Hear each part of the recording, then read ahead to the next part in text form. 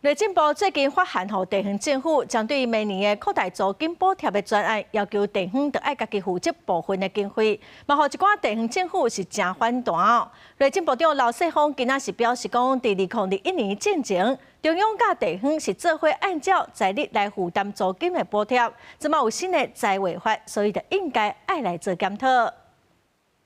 第二三减地方的一般性补助款了。内政部伫最近国在发函，要求各县市家己调部分的租金补贴的经费，各县市爱家己调10%到40%，其中台北市40%是全台湾上悬，也引起各地方政府反弹。立法院3读通过，而且公告了财政收支划分法。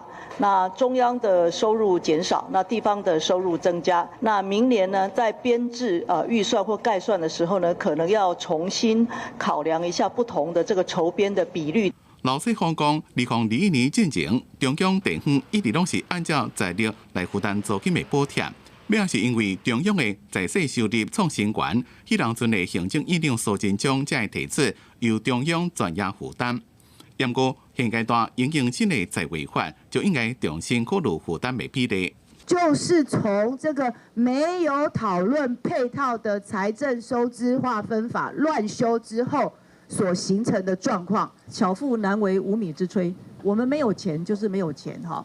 那所以我们会希望说，地方政府如果可以帮忙分摊，不能说这个对外说租金补贴这个成效有多好，都说是中央的功劳。那现在遇到问题的时候呢，通通转嫁给地方，我觉得这样子的一个便宜行事的做法，然后苛刻地方的做法，这个是错误的。希望这个内政部部长赶快修正。地方对于租金补贴爱家己总部分，台北市长蒋万安批评，讲无法度理解中央讲是因为财委法3读通过摆脱无算。另外，如果提出财委法实现，前后矛盾，逻辑错乱。行政院统筹各县市一般性补助款引起争议。桃市长张善政17是拜会行政院长杜永泰，针对桃市重大建设争取中央的支持。公司新闻采访报道。